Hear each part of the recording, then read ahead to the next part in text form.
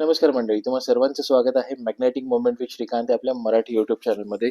तर आजच्या या व्लॉगमध्ये आपण जाणार आहोत जयपूरच्या एका खास आणि गजबजलेल्या मार्केटला भेट देण्यासाठी, ज्याचं नाव आहे बापू बाजार.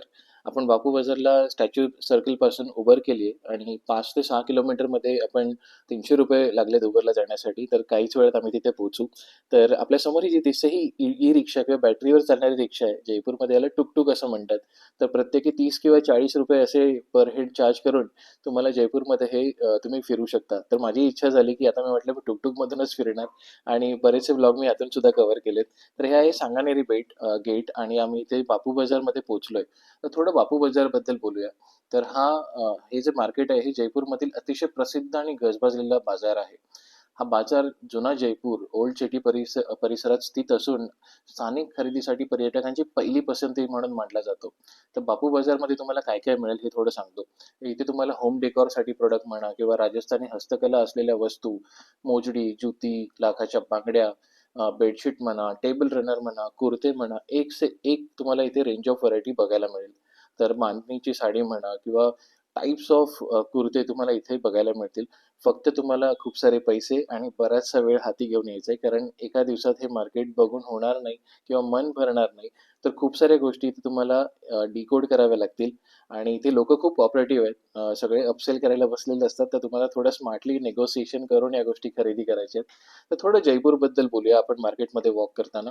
तर जयपूर हे आपल्याला माहितीच आहे, की याला पिंक सिटी म्हणतात आणि हे जयपूर ही राजस्थानची राजधानी आहे. पण थोडं इतिहासाबद्दल आपण जाणून घेऊया, कारण आपण या शहराला आता भेट दिली आहे, तर obviously we should know little more detail about the city. तर 1727 साली महाराजा सवाई जयसिंग दुसरे यांनी या शहराची स्थापना केली आणि जयपूर हे भारतातलं पिंक सिटीच्या बियॉन्ड हे एक पहिलं नियोजनबद्ध शहर असं मानलं जातं.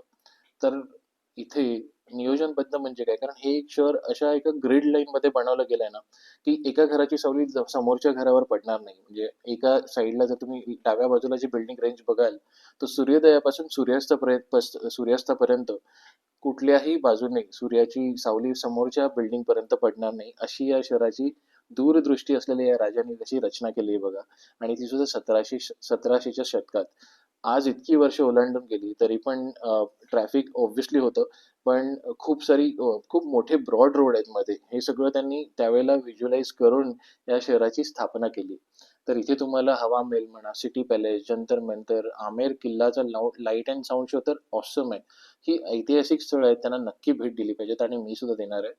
तर आजही इथल्या सरकारने जुनं जे हे शहर आहे, म्हणजे जुनी पिंक सिटी म्हणू आपण त्याला, तर जुनं जे शहर जयपूर शहर आहे त्याला आजही डेव्हलपमेंटसाठी परवानगी नाही आहे, कारण तिथली संस्कृती जपण्यासाठी त्यांनी इथे कुठलीही डेव्हलपमेंट पुढे केलेली नाही आहे. तर या शहराला गुलाबी शहर का म्हटलं जातं, थोडं याबद्दल जाणूया. तर 1876च्या म्हणजे साली ब्रिटनचे राजा प्रिन्स ऑफ वेल्स हे जयपूरला भेट देण्यासाठी येणार होते. तर तत्कालीन राजा महाराजा सवाई रामसिंग यांनी पूर्ण शहराला गुलाबी रंगात रंगवण्याचा निर्णय घेतला. गुलाबी रंगच का तर आतिथ्य सन्मान किंवा प्रेमाचं प्रतीक म्हणजे हॉस्पिटॅलिटीचा रंग म्हणून पिंक कलरला गुलाबी रंगाला मानलं जातं. तर या राजाच्या या अनोख्या कल्पनेमुळे जयपूरला एक वेगळी अशी ओळख मिळाली. तेव्हापासून या शहराला पिंक सिटी म्हणून ओळखलं गेलं.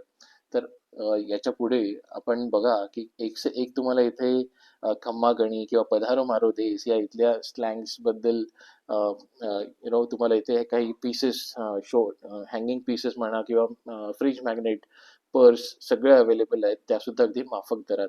As I told you earlier थोडंसं निगोशिएशन स्किल आपल्याला इथे वापरावं लागेल. कारण इथे बरेचसे पर्यटक जे आहेत ते भारताच्या बाहेरून सुद्धा येतात. तर त्यांच्यासाठी प्राइसिंग थोडी वेगळी असते. तर ते सेम प्राइसिंगमध्ये आपल्याला सेल करण्याचा प्रयत्न करतात. तर थोडंसं स्मार्टली आपल्याला इथे निगोशिएशन करता आलं पाहिजे. राइट? तर थोडंसं आपण पुढे बोलूया या शहराबद्दल. तर इथे इथली लोकं फार प्रेमळ आहेत. नॉट ओन्ली शॉपिंग बट इथले तुम्हाला एक थिक लस्सी किंवा मसाला मिल्क, प्याज की कचोरी हे सुद्धा इथलं फेमस आहे. चौकीधनीला तर तुम्ही नक्की एकदा भेट द्यावी. आम्ही गेल्या वेळेला भेट दिली होती, त्यामुळे आम्ही पुन्हा इथे प्लॅन नाही केलंय चौकीधनी. पण आम्ही आमेरचा लाईट अँड साऊंड शो नक्की बघणार आहोत. पुढे किशनगडचा सुद्धा मी ब्लॉग अपलोड केला आपल्यासाठी. तर तो सुद्धा एकदा तुम्ही नक्की बघा. तर हे ओव्हरऑल या शहराबद्दल सांगायचं झालं तर अजून एक मला व्लॉग बनवावं लागेल आणि मी पुढे तो बनवणार आहे. सो कसा वाटला तुम्हाला हा व्लॉग आणि ही माहिती मला नक्की सांगा आणि माझ्या चॅनलला लाईक करा, सबस्क्राईब करा आणि लवकरच आपण पुढे भेटूया जयपूरच्या पुढच्या व्लॉगमध्ये, जिथे मी जाणार आहे ओरिजिनल लस्सीवाला आणि मोहम्मदी हॉटेलला सुद्धा भेट देणार आहोत आम्ही इथे. हंडी हॉटेल सुद्धा इथे फेमस आहे नॉनव्हेजसाठी, सर मी तिथे सुद्धा भेट देणार आहे गाईज. सो स्टे ट्यून आणि नक्की बघा जयपूरची या सिरीजचा पुढचा व्लॉग मी लवकरच फ्लोट करणार आहे. Thank you so much for watching. Take care.